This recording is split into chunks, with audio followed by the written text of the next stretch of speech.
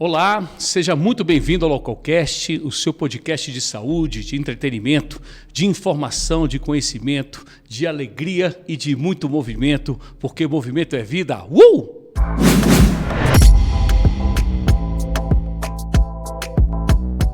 Olá pessoal, muito bom, que bom que você está aqui mais uma vez nesse programa bacana que tem crescido, conectado, levado uma mensagem positiva, levado informação, levado de uma forma leve, de uma forma descontraída, mas que você saia sempre melhor do que chegou no nosso programa. Mas antes da gente apresentar hoje, você tem que ficar até o final, que hoje realmente você vai sair daqui com informações importantes. Se você acredita que o seu coração precisa ser bem cuidado, precisa ser bem tratado, você não pode perder, tem que estar atento, com papel e caneta para você anotar este bate-papo que você já vai saber quem é o meu convidado. Mas antes de apresentar o meu convidado, eu gostaria de fazer alguns pedidos para você. Se você ainda não é inscrito no nosso canal, já clica aqui embaixo, se inscreva no nosso canal.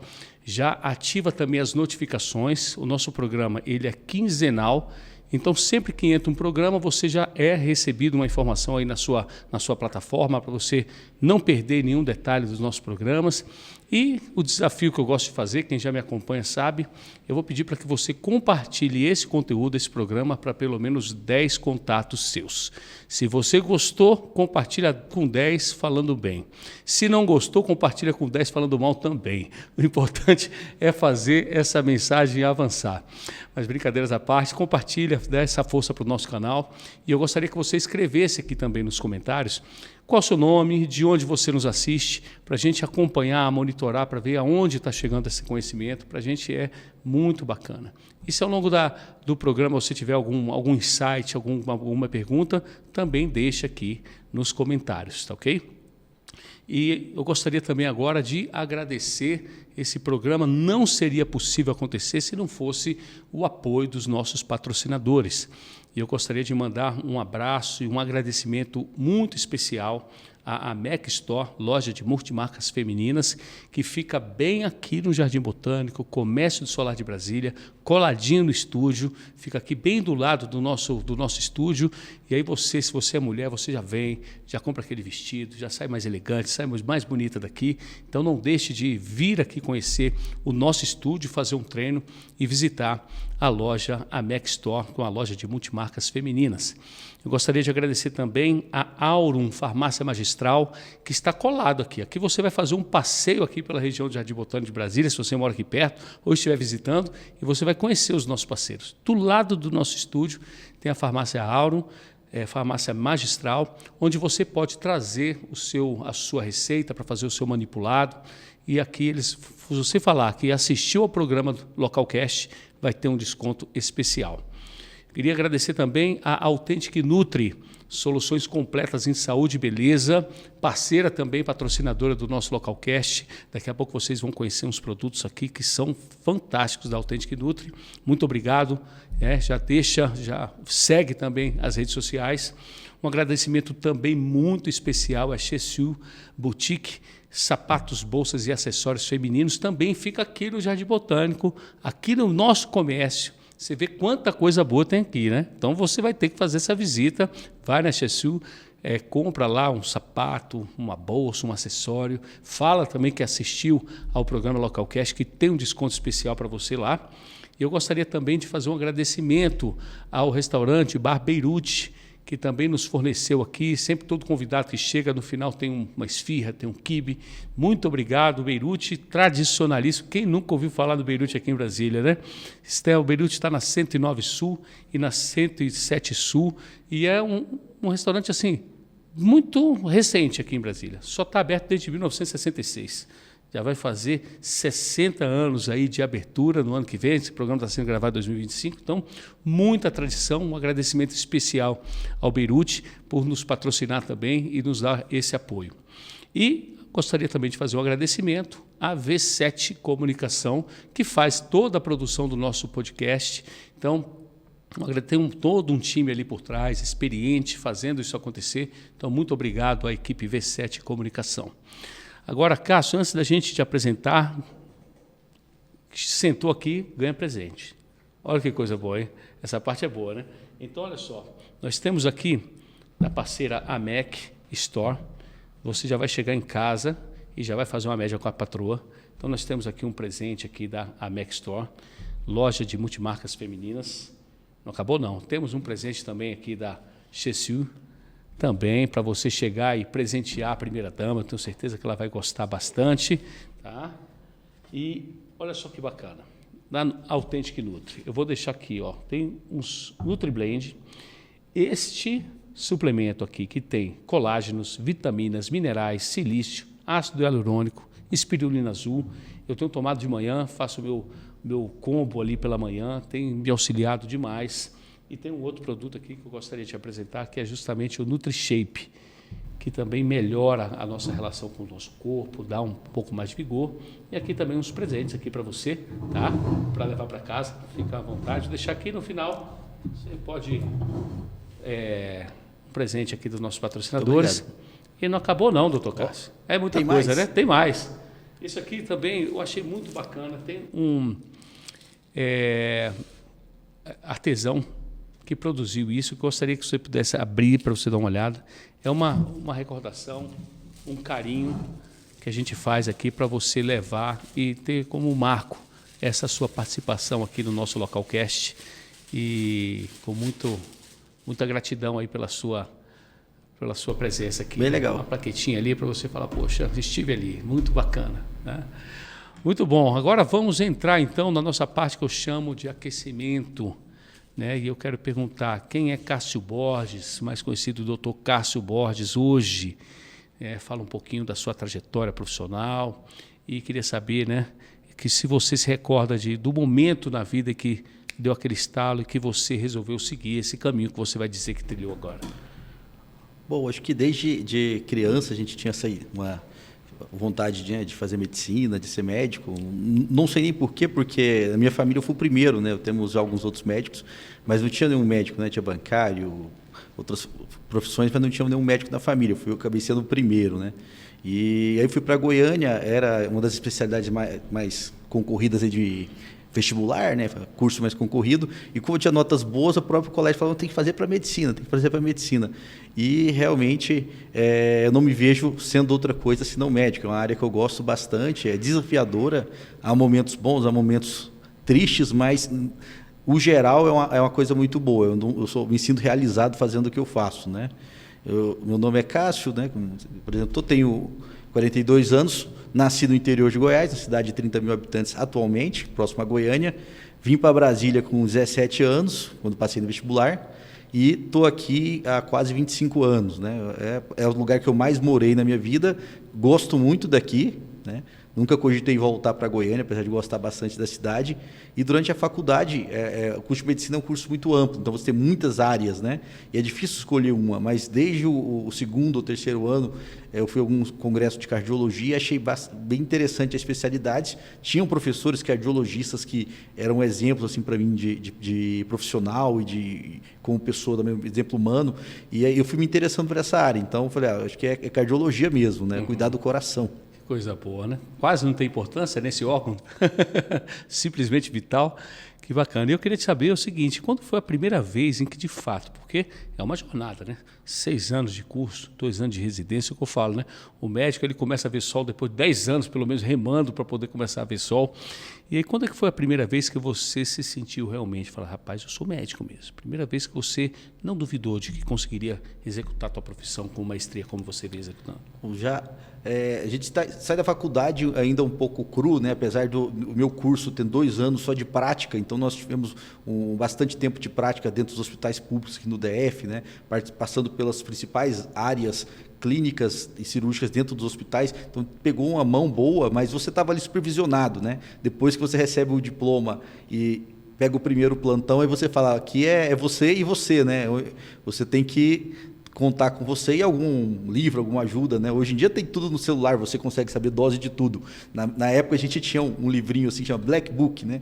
Que ele tinha um resumo das doses de remédio, algumas coisas para lembrar de alguns exames, mas era aquilo ali, ou a caneta, o carimbo e meter as caras aí para não só aqui em Brasília, que era mais difícil, recém-formado, mas aqui no entorno, né? Fazendo plantões e você na hora você vendo que, nossa, sei resolver isso aqui, eu aprendi isso na faculdade. O paciente grave, consegui entubar, consegui fazer. Então, assim, acho que a faculdade me formou bem, fiz um bom curso, né? Uhum. E a gente, apesar de todos os desafios, se sente realizado quando consegue fazer alguma coisa que dá certo. Ah, com certeza. Eu pergunto isso, é uma coisa bem inusitada. Uma vez eu conversando com um juiz federal, era meu aluno, e por que eu te fiz essa pergunta? Uma vez falaram para ele assim, o dia que você vai se sentir juiz mesmo, juiz federal, o dia que você, é bem esdrúxulo esse exemplo, mas foi real, falou, o dia que você soltar um pum dentro de uma sessão ali, né? E ele falou, teve um dia que ele falou que ele estava sentindo gás, quando ele conseguiu, ele falou, eu sou juiz mesmo. Me sentindo à vontade aqui. Ele falou, pô, eu estou à vontade nesse espaço, né? Sim. E tem muito disso, né? Porque é uma responsabilidade muito grande, né? Cuidar ali do paciente, né? Todos nós temos aqui, a gente trata a prevenção, mas quando muitas vezes o paciente chega para você, já chega numa situação crítica e a margem de erro tem que ser quase zero ali, né? No atendimento, no procedimento que deve fazer. Acho que a grande preocupação de todo médico quando sai da faculdade ou da residência, né? Porque o ideal é que não tem vaga para todo mundo, pelo aumento de número de faculdades, mas que todo mundo fizesse residência médica, no mínimo em uma área básica, para passar ali 2 anos, 60 horas por semana dentro do hospital, aprendendo bastante, mas você conseguir saber diferenciar o que é banal, o que é trivial, né? O vulgo virose, né? Que 90% das infecções são virais, né? Então todo mundo fala, o médico sempre diz que é virose, mas 90% das infecções, sabidamente, são virais. É uma virose sem importância de uma infecção que pode se tornar grave ou de uma dor no peito, que pode ser muscular, porque o paciente ter feito algum esforço, deitado em cima daquele braço, ou seu infarto, né? Você não deixar de fazer o diagnóstico, de chegar no diagnóstico para fazer o tratamento, porque o tratamento às vezes é uma receita de bolo, tem todo um protocolo, se você não lembra, tem um computador, tem um celular, né? Você consultar a dose, ver a dose pelo peso, uma contraindicação, mas o mais difícil é você suspeitar e chegar naquele diagnóstico e falar assim, não vou liberar para casa essa dor que eu acho que pode ser o infarto ou uma angina, né? Isso aí é o mais difícil, né? Sabe que uma vez foi em 2010, eu tive uma angina por estresse. Na época eu solteiro e não tinha uma vida regrada e tudo, e eu me recordo, estava num shopping aqui em Brasília e eu tomei uma primeira pancada no peito, sentei, suei, e eu me recordo ali do brigadista e eu fui chamar, onde eu senti a segunda pancada no peito e desmaiei. Quando eu percebi, abri os olhos, já tinha um monte de gente em volta, minha filha na época com 10 anos, desesperada, vendo aquela cena, e eu fui levado de UTI móvel do hospital, e um filme passa na cabeça, né? Falei, rapaz, o que está acontecendo, né? Mas ali foi um alerta ali de uma grande virada na minha vida, de mudança de hábito mesmo, de encarar mesmo com seriedade a profissão de profissional de educação física, de rever, de me conectar com a espiritualidade, mas foi um alerta muito importante. E olha, doeu dói mesmo, angina por estresse. Mas graças a Deus, agora todo ano eu faço. Sempre em janeiro eu vou ao cardiologista, faço teste de esforço, então tem ido bem. Agora, te pergunto aqui, você tem, doutor Cássio, alguma lembrança de infância que hoje você enxerga como um sinal que seguiria esse caminho da medicina? Por incrível que pareça, as minhas lembranças de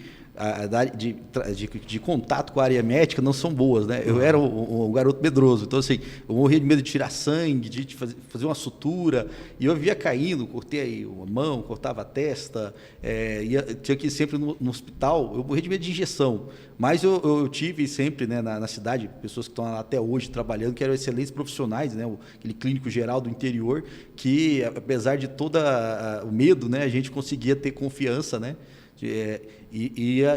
Aquilo ia abrindo, criando uma semente dentro da gente, falando, não, acho que isso é uma coisa interessante, cuidar das pessoas é uma coisa boa, né? Isso aí é para mim. Boa, legal. Então foi essa ideia do cuidado que te despertou no caminho da medicina. Que bacana. E outro detalhe aqui, quando foi que você de fato se apaixonou pelo coração? Falar, rapaz, é a cardiologia. Bom, no começo do curso a gente estuda anatomia e fisiologia, né? A fisiologia, o funcionamento dos órgãos.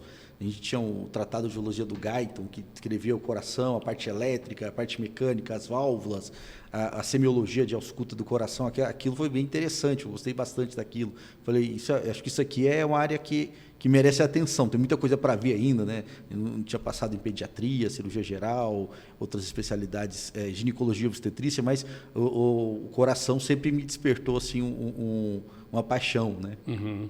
Eu me lembro na época que eu fiz faculdade de educação física e o professor na área de fisiologia, e ele foi interessante a maneira como ele colocou. Ele falou: o coração não faz tum-tum, o coração faz lub-dub.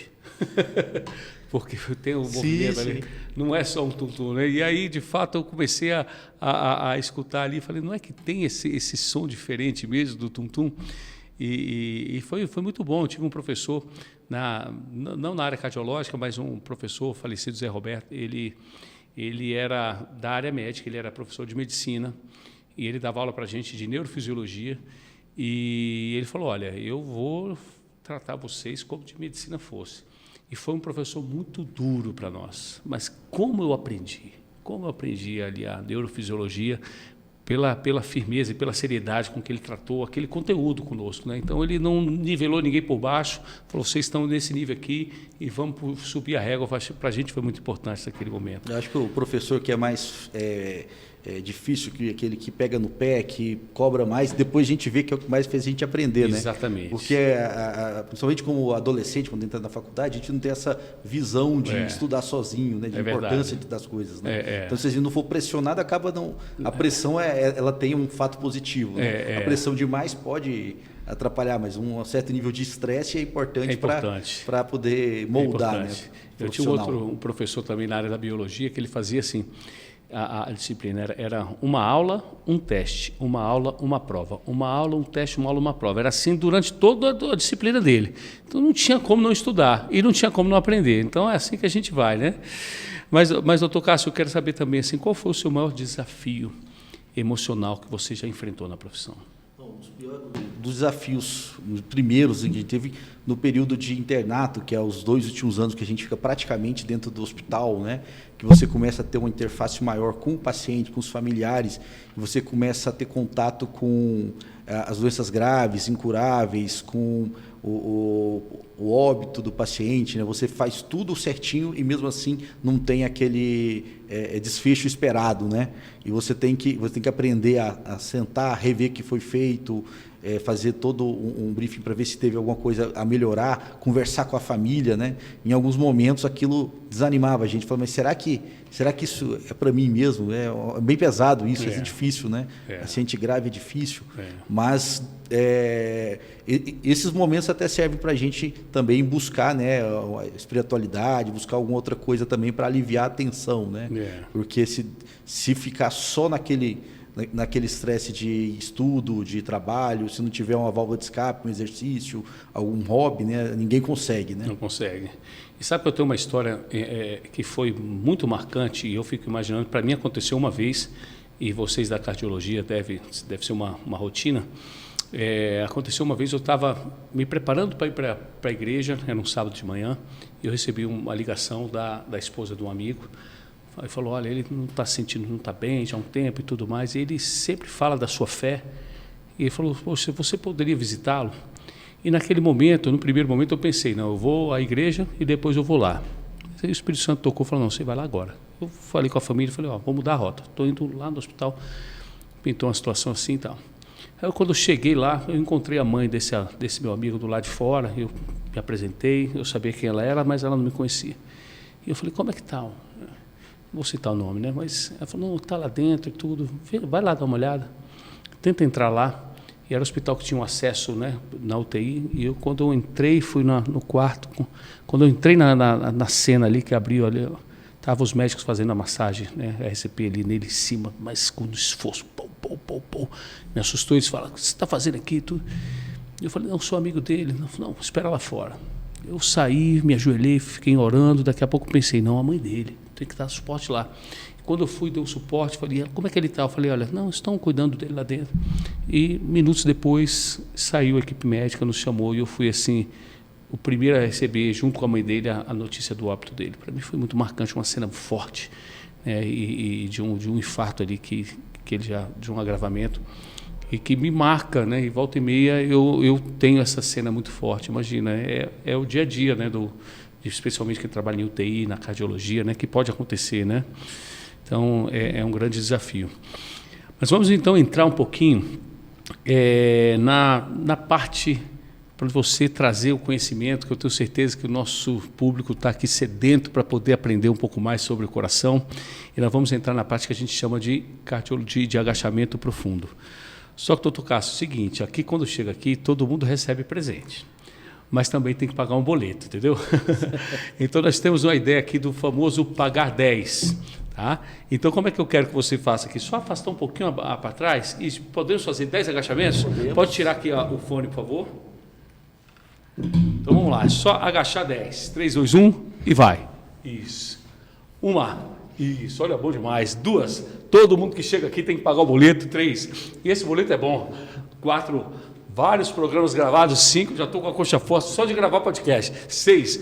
Vai. 7. Isso.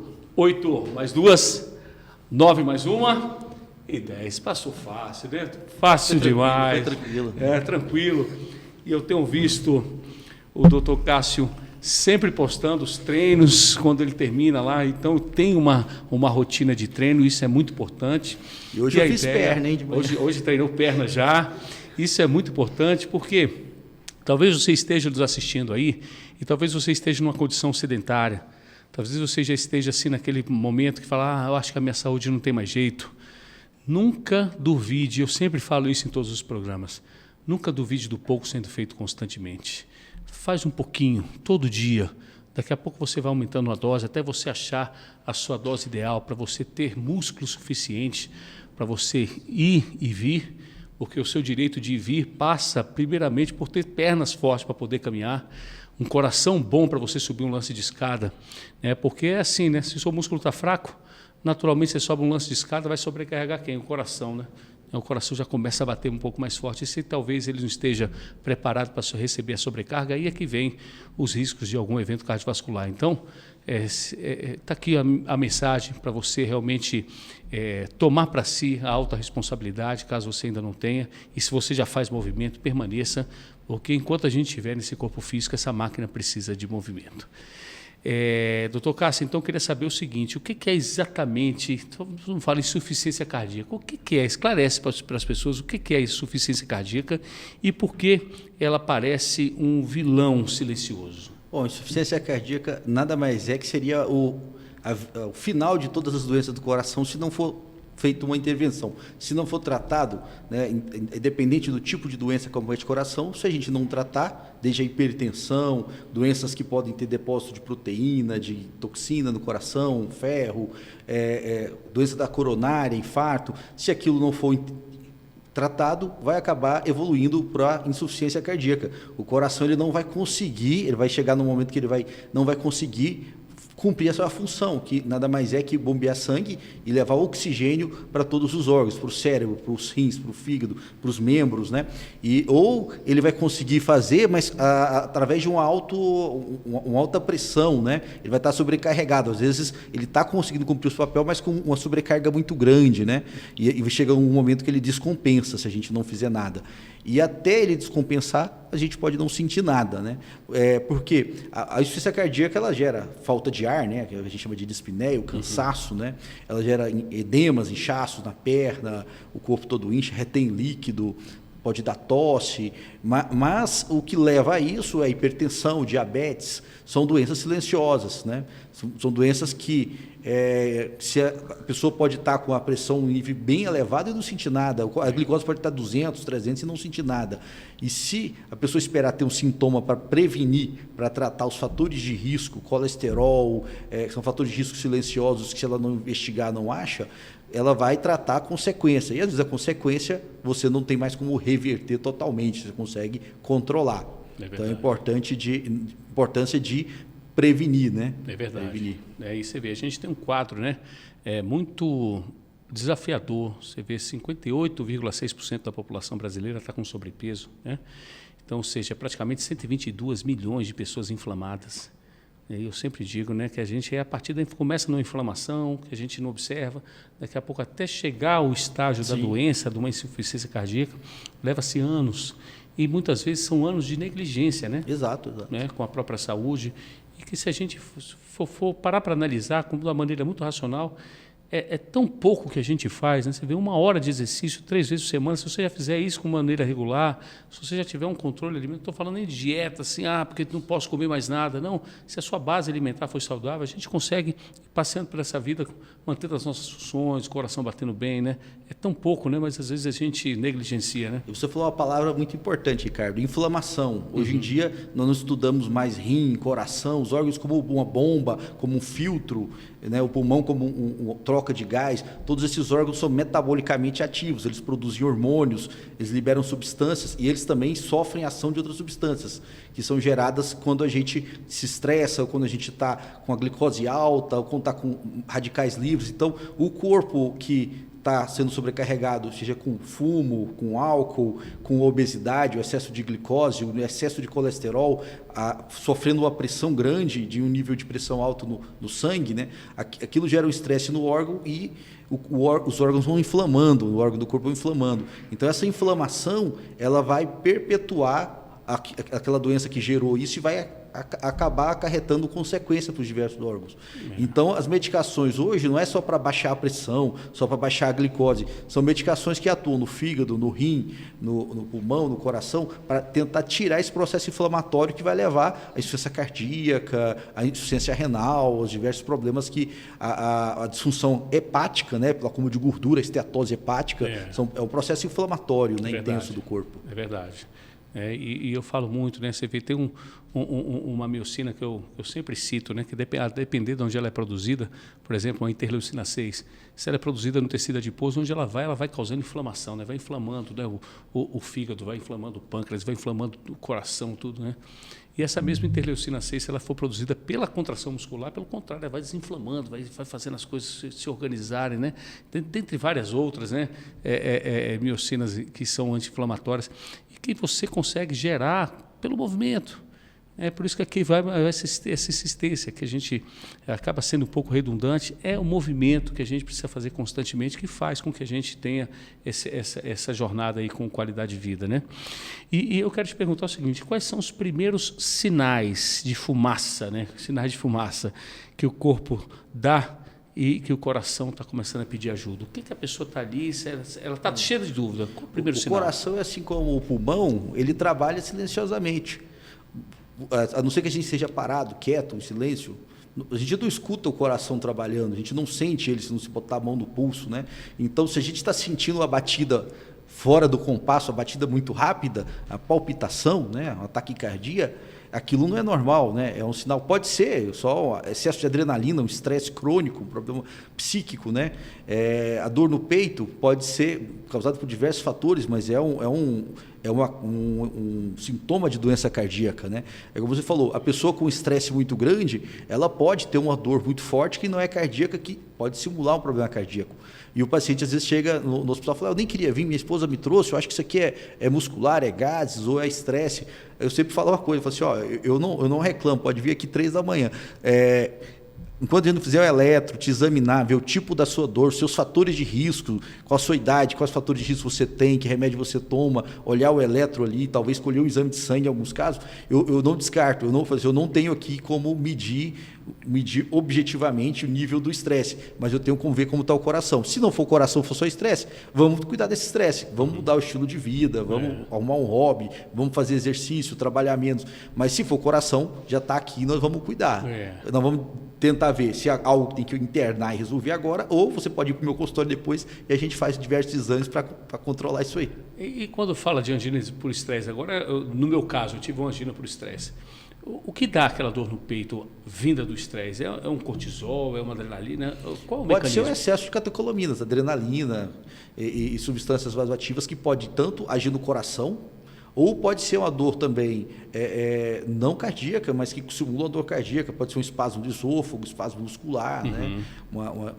que também você vendo o tipo de dor, principalmente relacionado à idade, os fatores de risco, se alguém na família tem problema cardíaco, uma pessoa jovem com uma dor atípica, que não é típica de coração, embora hoje a gente está deixando de usar essa palavra dor típica e atípica, porque diabéticos, mulheres, idosos podem ter dor diferente, mas assim, as dores mais típicas de coração em pessoas que têm fator de risco, acima de 55 anos para homem, 65 para mulher, que já sabidamente têm o colesterol elevado, são diabéticos ou pré-diabéticos, hipertensos, familiares, todo mundo na minha família morre de coração jovem.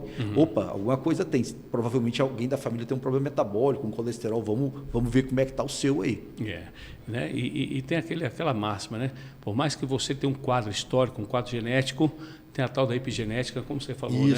São os fatores, né? São os comportamentos que a gente fala, não, eu vou driblar essa minha genética, e tem como driblar essa genética naturalmente, né? Tem como. Não 100%, mas tem. Tem porque o paciente fala, na minha família todo mundo morre do coração e morre cedo, então estou lascado. Não está lascado. Você chegou antes, né, com a idade menor, vamos ver a sua pressão, vamos ver aqui como é que é a sua alimentação, como é que são suas taxas de colesterol, de glicose, e se tiver algum desvio, nós vamos controlar, desde as mudanças de estilo de vida, que essa tem que ser para todo mundo, né? E a gente tem que ser incisivo, né? Não cabe mais um dia falar assim, você tem que fazer exercício, você tem que comer melhor. Você tem que encaminhar para um nutricionista, para criar uma dieta, você tem que prescrever. Se eu não sou apto a prescrever um exercício para uma pessoa doente, eu mando para um fisioterapeuta, eu mando para um educador físico, mas eu mando com a carta. O paciente tem isso, pode fazer teu exercício e monta para ele o exercício aí. E depois eu cobro, mando mensagem, eu cobro. Está fazendo, o senhor José está fazendo o exercício? É por aí, né?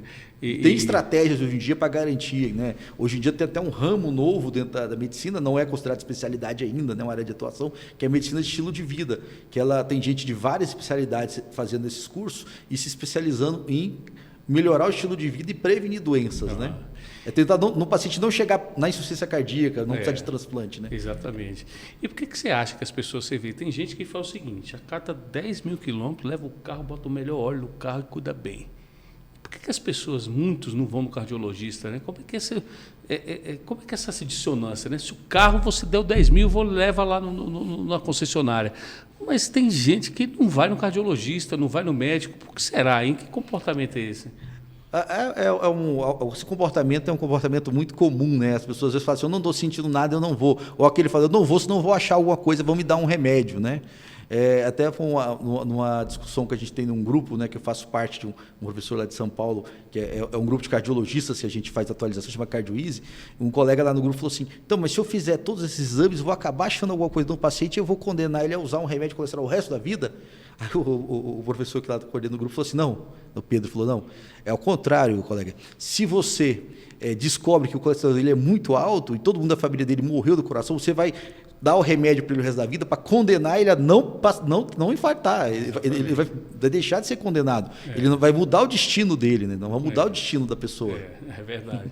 E aí uma pergunta aqui, curiosa aqui. Ter um coração grande de tanto amor, tem como ter um coração grande de tanto amor? Ou isso é só cardiomegalia mesmo? Né? O cara está com um coração grande, não, é porque cabe muita gente. Como é que é isso aí? O coração grande, né, geralmente é a cardiomegalia, uma doença, né? Existe um tipo de crescimento, de hipertrofia, né, do coração que não é maléfica, né? Que às vezes, se for muito grande, é difícil distinguir da cardiopatia hipertrófica, que é uma doença em si genética, né? Que é a hipertrofia do atleta, né? Então, você tem alguns padrões que você vai ver nos exames e no tipo do paciente, né? Que às vezes ele faz um exercício muito grande, né? E ele pode ter uma hipertrofia do coração que não vai causar problema, né? Que é a hipertrofia do atleta, mesmo coração de atleta, que a gente fala, ele é um pouco maior que o normal, mas ele tem uma eficiência muito boa, ele bombeia sangue, né, com uma velocidade muito, uma quantidade muito grande, tanto que ele precisa de uma frequência menor, né? Ele fica em repouso, ele ali com 30, ele está bombeando o que eu bombearia em 80 às vezes, porque ele tem uma eficiência melhor. Mas, em geral, o coração cresceu, alguma coisa está errada. A gente tem que buscar saber se é a pressão que está sobrecarregando, se os vasos dele estão destruídos, se as válvulas não estão com problemas primários dela que estão sobrecarregando alguma câmara, ou até, hoje em dia, a gente estuda se o paciente não está inflamado por diabetes, obesidade, alguma doença que está produzindo alguma proteína, amiloidose, uma inflamação sarcoidose que está infiltrando o músculo e quer dele crescer. Né? Uhum. E vem cá, agora uma pergunta que não estava aqui, me veio à mente. O tal do PCR, né? Porque quem treina também pode ter uma alteração lá no PCR, sim, né? Sim. E uma vez eu suplementando com creatina e treinando, o cara falou, olha, isso aqui está com risco cardiovascular. Como é que você enxerga essa correlação e essa visualização na hora do exame do PCR? O mais importante dos valores absolutos é ver mudanças, né? Uhum. E também assim, a gente sabe que o PCR, VHS, velocidade de hemossedimentação, homocisteína, lipoproteínas, as apolipoproteínas, são marcadores de inflamação. Então, se a pessoa está com algum distúrbio metabólico, hoje em dia a gente diz muito que os remédios não são para tratar só o nível da pressão, não são para fazer urinar mais, diurético, eles são medicações para agir no mecanismo das doenças mesmo. Então, a gente diz hoje que a gente faz um tratamento que chama cardiometabólico, né? Um tratamento mais profundo. Né? E você tem que ver que aquilo ele pode aumentar várias coisas. Se a pessoa tem uma doença crônica inflamatória, uma artrite, uma artrose, se a pessoa tem um estresse muito grande de muito exercício, né? Mas a gente tem uma correlação, né, que quanto mais inflamado está o corpo, mais está alto isso, a pessoa não tem nenhum processo inflamatório ali, mas se ele vem alto rotineiramente é bom investigar, né? Uhum. Hoje em dia a gente tem um marcador que chama lipoproteína Azinho, né, A minúsculo, que ela é ligada, quem produz muito isso, a um processo inflamatório importante, alto índice de doença cardiovascular. A gente ainda não sabe como é que previne, a gente previne os fatores de risco, mas não ela. Mas estão estudando medicações que agem nessa proteína para tentar baixar ela em pessoas que têm muito alto também. E é impressionante como a medicina avança nessa área, né? Como você estava falando aqui antes da gente bater o papo, congresso, né? Vocês estão aí, faz um congresso aqui, faz ali, então eu fico imaginando a quantidade de novidades de um congresso para o outro, né? Que a medicina ela vai numa velocidade muito grande, né? Hoje em dia é quase impossível a gente acompanhar tudo, né? Então assim, a gente tem como saber tudo de tudo, então a gente tenta saber um pouco mais de algumas coisas, né? E está participando de alguns grupos, né? Que conseguem estar resumindo aquilo, fazendo videocasts para discutir aqueles assuntos, chamando especialistas para conversar. A gente tem grupos de WhatsApp hoje que a gente está com 200, 300 cardiologistas, você consegue mandar um exame ali sem identificar o paciente, falar, meu paciente está com isso, o que você acha que é? Aí o cara lá que só trabalha com arritmia fala, eu acho que é tal coisa. E o outro fala, aí na cidade tem um colega que só trabalha com isso, vou dar o telefone dele. Então, esse network é muito importante, né? Muito importante. Que bacana, olha, tá aí. Ninguém faz medicina sozinho, né? É verdade. É possível aí, hoje em dia. Você me deu um estalo aqui, propôs isso aos profissionais de educação física, né? De ter um grupo ali onde a gente debate uma situação particular de um aluno. Que bacana. Todo mundo cresce, né? Sim, todo mundo cresce. Todo mundo cresce. E eu te pergunto agora, por que é tão comum a gente ouvir? Poxa, estava tudo bem, ele estava tudo bem, mas de repente teve um infarto, pô, a gente nem viu. Como é que funciona isso? Então, geralmente, a não ser alguns casos, né? Por exemplo, nós temos doenças genéticas que alteram os canais de sódio e potássio do coração ou que geram algumas alterações que tendem a ter mais arritmia. O mais comum, na verdade, a partir de 50, 55 anos, é realmente infarto, mas em jovens, 40 ou menos, o mais comum de morte súbita são arritmias, são mortes por distúrbios arritmogênicos, que podem ser desenvolvidos, mas muitas vezes são herdados, genéticos. E a pessoa, são exames muito específicos para diagnosticar. Então, se você não tem uma suspeita, você acaba não sabendo. Mas em atletas de alto nível, muitas dessas coisas têm que ser investigadas. Porque uma coisa é a pessoa fazer a caminhada dele ou musculação, mas sem sobrecarregar demais. Outra pessoa, a pessoa que é halterofilista ou é corredor de maratona ou joga futebol profissionalmente, 90 horas ali no sol quente, né? As pessoas que fazem exercício de alto nível, todos têm que ter um exame médico bem apurado. E aquelas pessoas que já têm doenças cardiovasculares estabelecidas ou fatores de risco e já uma certa idade, também é importante, mesmo para exercício moderado, passar no cardiologista, ver se está tudo bem e fazer um acompanhamento com o educador físico, o fisioterapeuta em alguns casos, né, para evitar lesões, e não ele tentar fazer sozinho, porque ele vai conseguir, mas vai acabar se machucando, né? Uma orientação muito importante, né? Então, assim, eu não falo para o paciente, já tem que comer menos gordura. Você fala assim, como é que é a sua alimentação tanto? Não, eu tenho uma colega nutricionista que vai te ajudar. Até porque até a gente às vezes precisa, né? Não dá para a gente entrar na área do outro, né? Verdade. Essa interdisciplinariedade é muito importante. É muito importante, todo mundo cresce, né? E agora eu vou te fazer uma pergunta que é o seguinte: entre remédios e caminhadas diárias, O que pesa mais no controle da insuficiência cardíaca? Bom, então, vamos lá. O remédio, o paciente já tem a doença estabelecida, nós não temos como fugir do remédio, porque o corpo dele já entrou num feedback que ele não consegue, esses mecanismos de citocinas, interleucina, fator de necrose, que são gerados pelo corpo, BNP, né, que são proteínas que ajudam o coração a trabalhar melhor, eles são mecanismos de compensação. A pressão está alta, vamos gerar essa substância, a glicose está alta. Mas quando o corpo chega que ele não consegue manter esse feedback ali e você perde, descompensa aquele mecanismo fisiológico, que vira patológico, começa a produzir muito uma substância, você tem que intervir com medicação. É claro que em alguns casos tem medicações que podem ser removidas, muitas não.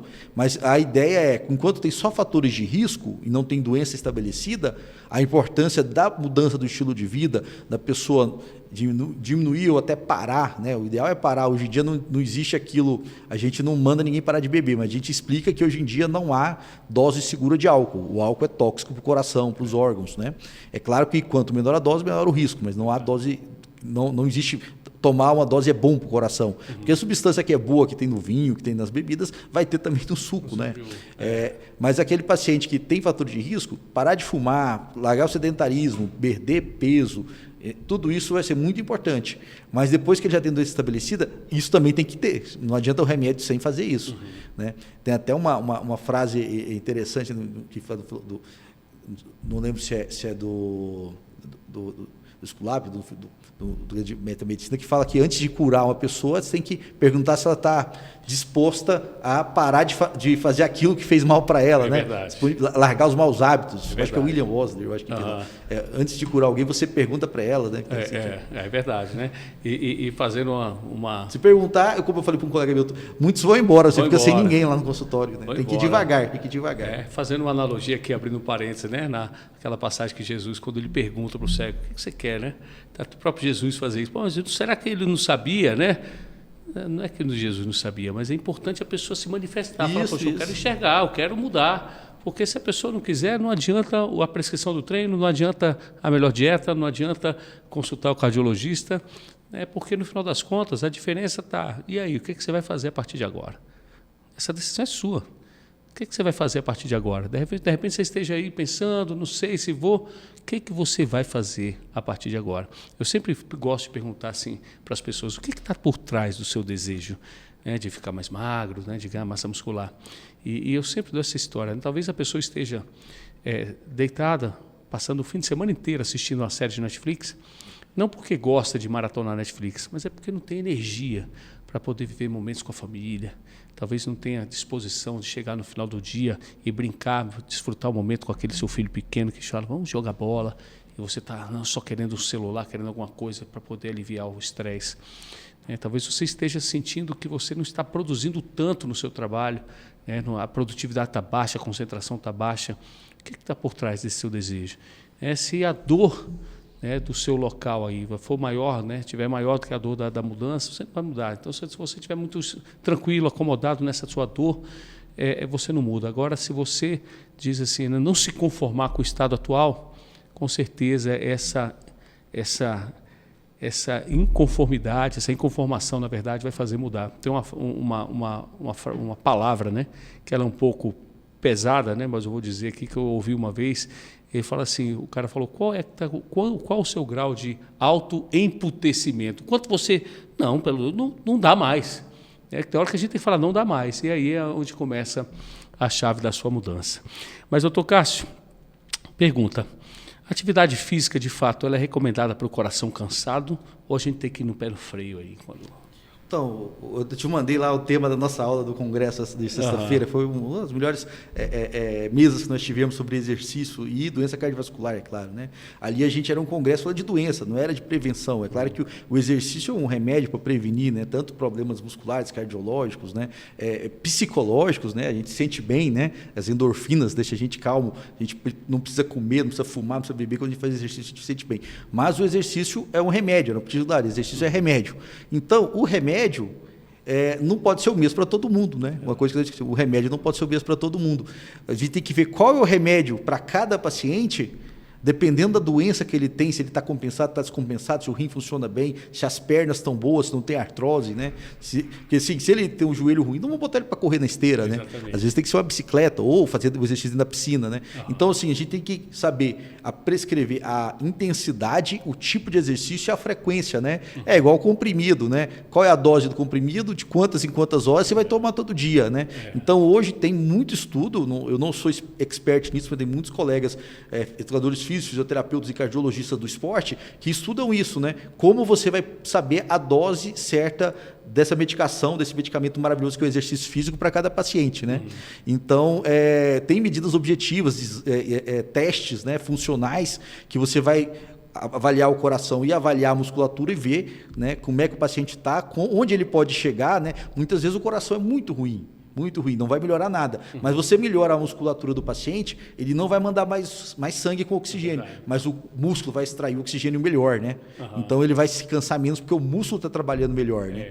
Ele andava 300 metros em 6 minutos, aquele teste de caminhada, ele vai andar 500, né? Não é o normal dele que seria 650, mas já é bem melhor, né? É verdade. Então, então assim, a não ser o paciente descompensado, que está muito grave, todos os outros podem fazer exercício sim. O que a gente tem que saber é o tipo de exercício, a densidade, a dose, né, a frequência. E até um dos profissionais que tiveram, que é uma fisioterapeuta lá do Sul Brasília, ela é responsável por essa fase 1 da fisioterapia. O que é a fase 1? O paciente chegou no hospital, ele está ruim, e o que exercício que ele vai fazer? Não é depois que você mandou ele de alta e ele já está andando também, mas ali tem uma série de exercícios, neuroestimulação fisiológica dos músculos, o paciente que está sedado, está grave, né, para ele não perder musculatura, exercício no leito, porque não pode levantar, e o exercício dentro do quarto, que pode ir até no corredor. Então, assim, essa fase aí pode não melhorar o paciente, mas vai prevenir que ele perca funcionalidade, perca massa muscular nesse período que ele ficou internado. Então, assim, para todo mundo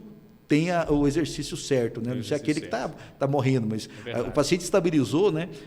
Os pacientes até falam, doutor, eu operei o coração aqui, o senhor está me acompanhando, o cirurgião operou ontem, você deveria me ver, mas mal tiraram meus drenos aqui, a fisioterapeuta me levantou do leito, que eu tenho que ir, não vai deixar sonda não, que eu tenho que ir no banheiro. Eu falo, mas é assim mesmo. É assim mesmo. Bota uma prótese ali, a gente tem que movimentar ela, botar a perna para o joelho não congelar, né? É verdade. Não existe exercício físico contraindicado. A gente só precisa saber a dose certa, né? Mas não tem como ficar sem movimento, né, doutor? São pouquíssimas pessoas que a gente contraindica mesmo. Fala, esse aqui qualquer coisa pode afundar, mas a maioria das pessoas que estão estáveis... Que fala, aqui não dá. O paciente que está no UTI, num estado, por exemplo, de choque cardiogênico, choque distributivo ali, que está usando droga vasoativa, dobutamina, noradrenalina, vasopressina, para manter a pressão, o sangue filtrando numa máquina, né? Mas mesmo assim, eu não sei se você já ouviu falar num processo que a gente utilizou muito aí na pandemia, que chama ECMO, né? Que é uma membrana de circulação extracorpórea, uma máquina que substitui o pulmão do paciente e uma parte do coração, quando ele está com o pulmão ruim ou o coração ruim.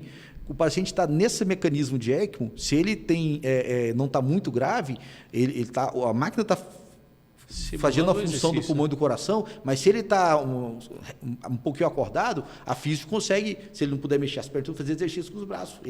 Ele faz exercício. Que bacana. Movimento é vida. Eu achei muito interessante, eu conhecia você só de vista, mas assisti a sua palestra lá na igreja sobre, né, sua trajetória de vida dentro da educação física, seus projetos, né, uma coisa que é extraordinária, né, extraordinária. A gente empolgado assim. É apaixonado pelo que a gente faz assim e de histórias de transformação. Interessante, tem a nossa consultora aqui do estúdio, quando ela começou a trabalhar para a gente aqui, eu sempre falei para ela, Rita, você se prepara aqui nesse balcão, que o que você vai receber de pessoas de gratidão, ela falou, nossa, minha vida vai ser transformada, você vai ouvir tanta história aqui. E hoje ela está com a gente mais de 2 anos, e eu falei aí essa história, fala, nossa, quanta gente chega aqui, poxa, eu estava assim, estava ruim, estava com dor, estava com problema, estava ruim em casa, e os mais diversos problemas, né? E a gente vai, através do movimento, através dessa dinâmica da aula coletiva, as mais pessoas treinando junto, a gente vai fazendo esse papel aí preventivo, né? Eu sou suspeito para falar disso. E quando a coisa se agrava, não tem jeito. Aí uma vez por ano, cardiologista, né? Então, o ideal? Isso vai depender muito, né? Depende do que o paciente tem, né? Se é só uma prevenção, né? Pode ser, eu acho que pelo menos uma vez por ano, né? E no médico, se não for no cardiologista, se ele tiver um bom clínico também, ele pode investigar e até encaminhar para o cardiologista, porque a diabetes, hipertensão, colesterol, teoricamente, um bom clínico, um endócrino trata, né? Mas assim, agora a pessoa que já teve um infarto, tem stent, ou tem já um comprometimento do coração, aí a gente tem que ter uma rotina mais específica, né? Então, às vezes 6 em 6 meses, tem pacientes que a gente quer ver de 3 em 3 meses, né? Não precisa fazer uma bateria de exame pré-definido para todo mundo toda vez que vem. Eu falo para o paciente, ele fala assim, eu vou fazer esses 3 exames, mas só esses 3 exames? Eu fui no outro hospital, o cara me pediu 16 exames, eu falei, cara, esses 16 exames virem normais não vai dizer que você não vai ter nada, porque nós queremos chegar com os exames de laboratório, exames cardiológicos, tem alguma alteração no coração ou não, e quais são os fatores de risco. Através dos fatores de risco, a gente tem scores hoje, que a gente calcula o risco cardiovascular global em 10 anos e ao longo da vida. Se essa pessoa for considerada de baixo risco, eu vou realmente insistir na mudança de estilo de vida. Tem que perder peso. Agora, se a pessoa for de risco alto, aí, meu irmão, não tem jeito. Eu vou ter que às vezes, encaminhar ele para um paciente, para um médico que faz cirurgia bariátrica, porque eu preciso que ele perca 50 quilos, eu não vou conseguir só né? Ou entrar com medicações próprias para isso, né? Ou se ele já tem de alto risco, porque já tem placas de colesterol nos vasos, vou ter que entrar com a medicação do colesterol. E aí o paciente fala, doutor, mas eu vou ter que tomar esse remédio o resto da vida? Em alguns casos, sim. Em alguns casos, sim. Porque a gente já tem uma doença estabelecida. É verdade. E a gente mostra isso objetivamente, às vezes, na tela do computador ou num tablet, fala, o seu risco aqui é 10% em 10 anos. Eu falei, é alto, não é alto? Você tem 10% de chance nos próximos 10 anos, então, de fato, o AVC, a pessoa, é alto, eu fico com medo. Então, para de fumar, deixa a pressão abaixo de tanto e mantém a glicose tanto e baixa o colesterol pela metade. O seu risco vai cair pelo menos pela metade. Não faz diferença? Diferença, né? É verdade, é verdade. E me responda aqui, qual é o melhor exame realmente a se fazer? De repente a pessoa está ali, não, eu preciso me movimentar. Eu vou tomar a atitude de fazer o exercício. Qual o melhor exame para fazer antes da prática regular de exercícios físicos? Bom, para todo mundo, né, que vai no médico, o cardiologista faz como se fosse o nosso exame físico. O eletrocardiograma, ver se tem alguma coisa prévia, claro que ele não mostra tudo, mas dificilmente um coração muito ruim tem um eletro normal. Exames laboratoriais a gente pede mais para ver fatores de risco. Se tem alguma doença pré-definida ou tem fatores de risco que pode levar a desenvolver a doença. E em muitos casos, a gente não precisa de muitos exames. Por exemplo, eu gosto de fazer um teste fisiológico, né? O cardiopulmonar é um teste caro, poucos lugares fazem, tem excelentes colegas que fazem aqui em Brasília, porque ele vê como é que está a parte pulmonar, o coração e como é que está a musculatura. E você consegue mandar ele ali para o fisioterapeuta educador físico para ele planejar o exercício do paciente, né? Mas se você não tem, pelo menos o teste ergométrico, ele vê a capacidade física. É claro que é tabelado, né? Para idade e sexo, aquilo não é muito preciso, mas aquilo é um ponto de partida. Hoje em dia nós sabemos que os estudos cada vez mais têm mostrado que um preditor de longevidade é o VO2 máximo do paciente, né, o quanto que ele consegue chegar em consumo de oxigênio no pico do exercício dele, né? Aquilo ali quanto maior, mais ele vai viver, né? Menos evento ele vai ter também. Mesmo que ele tenha alteraçõezinhas durante o teste e pode indicar problemas cardíacos, se ele teve aquela alteração num esforço lá de frequência de 190, é diferente de um paciente que andou poucos minutos e com frequência quase normal alterou. Né? O prognóstico muda bastante. Outra coisa é a musculatura, né? Quanto mais músculo o paciente tem, né? Principalmente nas pernas, mais ele vai viver, menor o risco de queda, menos vai precisar de cadeira de roda, menos vai ficar acamado. E até tem estudos mostrando que demência, né? Que a demência, que a memória, tudo isso é melhor em quem tem mais massa muscular. Isso é interessante. Isso aí é interessante, eu falo isso muito, não tem jeito. Enquanto os alunos estão reclamando aqui do agachamento, está queimando, eu falo de jeito, olha, não pensa que está queimando não, pensa que está produzindo novos neurônios, está desinflamando, então muda o foco. E realmente, o exercício de agachamento, eu falo por experiência própria, de membros inferiores aí é o pior exercício. É terrível. Mas você conseguir agachar e levantar com peso do seu corpo e depois com peso, e melhorando. Isso aí vai determinar daqui 20, 30 anos, né, com 80 anos de idade, se eu vou conseguir levantar ou sentar sozinho sem ninguém me ajudar, né? Eu não vou precisar de uma muleta, né? Isso aí vai determinar, né? Então, tem a brincadeira, né? As pessoas hoje gostam de ir na academia, mais bonita, mais chique, e postar uma foto ali no espelho e falar assim, hoje está pago, né? Na verdade, se você treinou direito, você não só pagou, você está fazendo uma poupança, um investimento para o seu futuro. Boa, até fala, hoje está investido, né? 30 minutos foi para pagar e mais 30 para investir. Agora, doutor Cássio, nós vamos entrar agora na reta final, e aí eu vou entrar no que a gente chama de luz azul, que normalmente a gente termina aqui, a gente coloca uma luz mais calminha, onde o aluno deita, faz um relaxamento final, onde a gente faz uma passagem, né, uma mensagem mais diferente. E eu queria entrar numa temática que vai além da medicina. Você acredita que você não? O que você acredita que não pode faltar no coração de um médico que realmente cuida? O que você acredita que não pode realmente faltar no coração do médico? Aí é você, na sua relação humana ali com o paciente. Então, de todo profissional, né, dedicação, mas assim, da parte humana, eu acho que dedicação é um básico, todo mundo tem que ter para ser um bom profissional independente da área, mas dentro da área de medicina, enfermagem, psicologia, quem cuida, né, eu acho que é a empatia, né, a empatia, se colocar no lugar do outro, né, você pensar assim, podia estar deitado ali, desse local, e eu já tive, né, já me internei, né, foi só uma vez, no hospital onde eu trabalho e fui paciente, fui submetido a uma cirurgia, fui paciente, ali eu estava quietinho lá, falei, aqui agora, o que você quer ouvir de música, o que você quer de medicação? Eu falei assim, o doutor Guilherme é o cirurgião que vai me operar, ele que decide aí, eu só quero dormir aqui, eu sei que vocês são competentes. Aí perguntaram, quer que chama o chefe da cirurgia? Pode ser o do Guilherme. O Guilherme é ótimo, eu acho que qualquer cirurgião do hospital me operaria bem, eu estou confiante aqui, né? Então, acho que é a empatia, né? Como algumas pacientes, muito paciente idoso, né? A gente tem muito paciente idoso hoje em dia. Cada vez mais você tem atendido pacientes com 80, 90 anos, os colegas geriatras mandam para a gente manda para eles, né? E tem aquele acompanhamento em conjunto, né?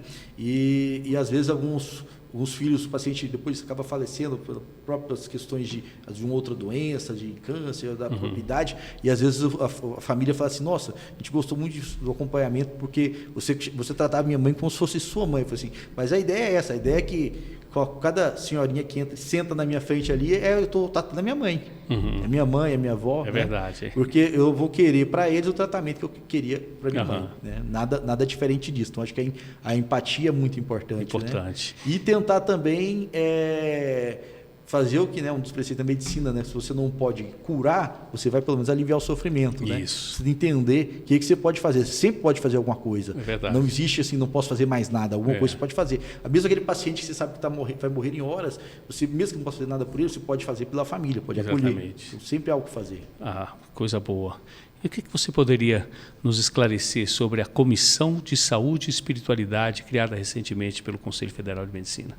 Isso é uma coisa muito interessante, né? A gente tem estudos que mostram que quem acredita em alguma coisa, independente da fé, a pessoa tem níveis de hormônios de estresse menor, né? Uma resiliência maior para se submeter a tratamentos, né? A pessoa que não acredita em nada e fala assim, você está com câncer. Às vezes a pessoa não tem a mesma expectativa e não tem a mesma resiliência e força para seguir no tratamento da pessoa que ela fala assim, ó, não, doutor, tenho câncer. Qual é o tratamento? O tratamento é forte? É forte?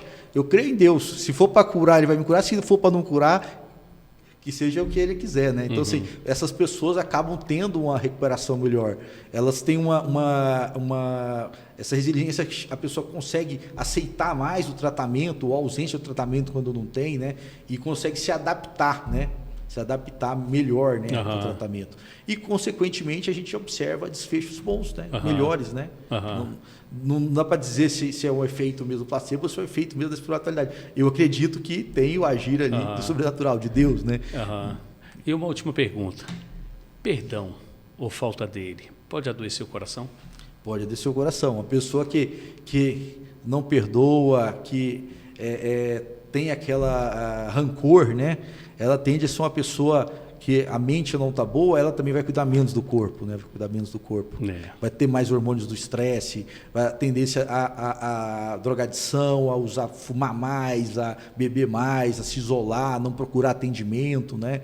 Entra numa espiral, às vezes, de depressão, isolamento, que acaba tendo um desfecho pior, né? Acho que o perdão, né? e a fé é uma coisa muito importante, né? Quando eu falei, nossa, eu gostei muito dessa parte de transplante, eu vou fazer, né? O chefe lá do Serviço de Residência de Cardiologia, o Instituto de Cardiologia e Transplante do DF, né? Transplante de vários órgãos, ele falou assim, eu vou abrir uma vaga aí para alguém que se especializar em transplante de insuficiência cardíaca. Eu falei, eu quero me candidatar. E aí a colega de plantão falou assim, a gente vê esses pacientes aqui de transplante super grave, muitos morrem e não conseguem transplante, outros transplantam e morrem depois, né?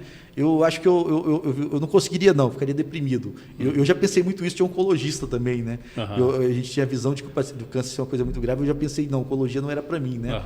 E aí um dia tinha um paciente que acompanhei ele durante a residência, o transplante dele, e poucos anos depois do transplante pegou infecção e morreu. E aí eu conversando com os familiares, a filha e a esposa, e aí elas me fizeram uma pergunta, me botaram numa sinuca de bico. Eu falei, doutor, eu sei que você é cristão, eu vejo que você vai à igreja e tal, mas agora me explica, por que Deus deu um coração novo para o meu marido, o pai da menina, e agora, poucos anos depois, ele faleceu, né? Porque se ele deu essa oportunidade, eu não entendo isso, tal, né? Aí eu orei, falei, o que eu vou responder aqui agora, né? E aí eu pensei uma coisa que também me trouxe uma tranquilidade, né, em tratar pacientes graves, né?